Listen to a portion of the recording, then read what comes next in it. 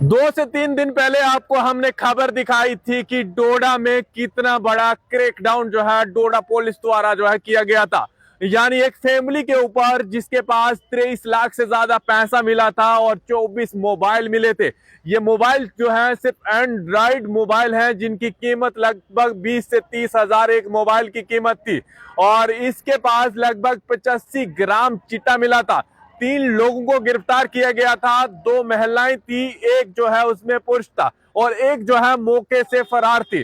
फिलहाल जो जानकारी है इनके बारे में, काफी टाइम से ये लोग जो है इस व्यापार का धंधा करते थे और कई लोगों को अपना शिकार बनाते थे और कई लोगों के मोबाइल तक अपने पास जब्त रखते थे, क्योंकि जिनके पास पैसा नहीं होता था वो मजबूर होता था। ये नशे की लत इतनी खराब लग चुकी थी कि मोबाइल तक जो है गिरवी रखकर नशे की चीजें ली जाती थी।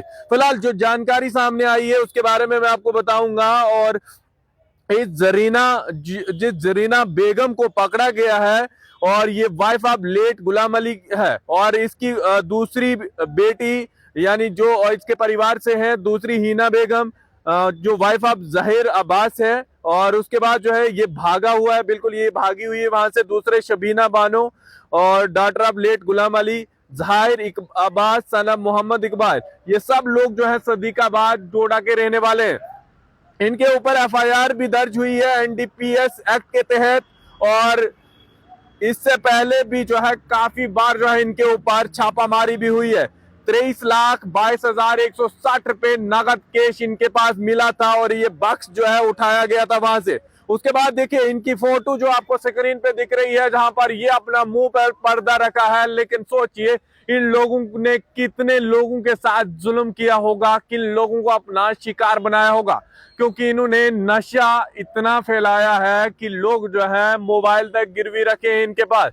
यानी कई मोबाइल इनके पास अपने थे जिनके साथ ये बात करते थे, डीलिंग होती थी, तमाम चीजें होती थी। ऐसे में जो जरीना बेगम है, जो जानकारी जो सोर्स बता रहे हैं कि फॉरेस्ट डिपार्टमेंट में स्वीपर थी, यानी सरकारी मुलाजम जहां से ये सरकार से सैलरी तक लेती थी। इसके बाद जो एक और जानकारी प्राप्त हुई है कि इलेक्ट्रिक डिपार्टमेंट का आज तक इन्होंने बिल तक नहीं भरा है।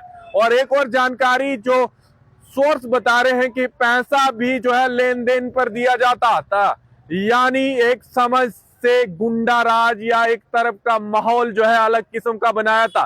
कई बच्चों का भविष्य उजाड़ा है, कई बच्चों परिवार के लोगों को उजाड़ा है। क्योंकि देखिए नशा जो है ऐसी लत है जो चिट्टा जिसका सेवन करने के बाद जो है होश नहीं रहती। यानी बिल्कुल उस इंसान की आप हालत देखेंगे किस तरह का वो इंसान हो जाता है, जिसे ना अपने परिवार की ना अपने आप की, यानी उसकी चाल ढाल या तमाम चीजें जो है अलग किस्म की देखने को मिलेंगी।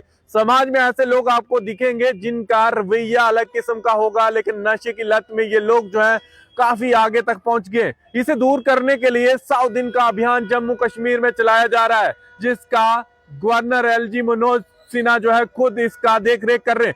क्या अब सवाल ये खड़े होता है कि क्या डोडा पुलिस जो है इसके घर पर भी जेसीबी चलाएगी? क्योंकि देखिए इतना बड़ा नक्सिस जिसका भांडा फोड़ किया है, 23 लाख से ज्यादा कैश इसके पास मिला है, जिसने चिट्टे का व्यापार किया है।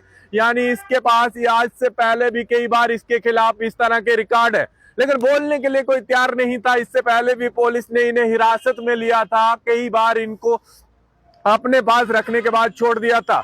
ये खबर बस इतनी है कि क्या नशे के खिलाफ जो बुलडोजर अलग अलग जगह पर चल रहा है, जो जिस तरह से गवर्नर साहब ने कहा है कि उनका आधार कार्ड खत्म हो जाएगा, बर्थ सर्टिफिकेट यानी तमाम डॉक्यूमेंट जो है उन पर एक मोहर लग जाएगी कि ये लोग जो है किस तरह से लोगों की जिंदगी के साथ खेलते हैं, किस तरह से शिकार बनाते हैं और किस तरह से ये डीलिंग करते थे। ये छोटा सा नेक्सस नहीं है, इसके पीछे कई लोगों का हाथ है। हो सकता है कई मुलाजम होंगे, कई सरकारी लोग होंगे जो दफ्तरों में टांग पर टांग डालकर कुर्सियों पर बैठे हैं, जिनको लगता है कि हम पर किसी की नजर नहीं है, लेकिन कई लोग जो है इन्हें भी देख रहे हैं, क्योंकि इनका काम है कि किस तरह से ये नशा जो है डोडा में पहुंचाया जा सके और इस तरह की डीलिंग करवाई जा सके। ये डीलिंग करने वाले लोग कहीं एक जरीना या इसका परिवार नहीं है, इसके अलावा भी कई परिवार हैं, कई लोग हैं जो अभी भी एक्टिव हैं, जो इस तरह से काम कर रहे हैं।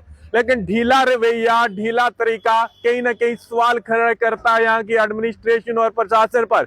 अगर आपको लगता है कि इस तरह से लोग इस तरह की चीजें कर रहे हैं समाज में और इस तरह से गुमराह कर रहे हैं, तो फिर उन्हें जेल की सलाखों में तो भेजिए, यानी पब्लिक सेफ्टी एक्ट तो लगाइए, लेकिन कम से कम उनके घरों पर भी बुलडोजर चलाइए, ताकि जिन लोगों ने दूसरों की जिंदगी को तबाह किया हो, जिनके पास इतना पैसा मिल रहा हो, जिनकी डीलिंग, यानी सोचिए 24 एंड्रॉइड मोबाइल जिनकी कीमत ना जाने कितनी होगी और कितने लोगों के साथ इनका उठना बैठना और चाल चलन होगा, जिन्होंने कई लोगों को अपना शिकार बनाया होगा। उम्मीद करेंगे इस खबर के बाद, और गवर्नर साहब का विजिट भी डोडा में है, यानी 30 अप्रैल को उनका विजिट भी है।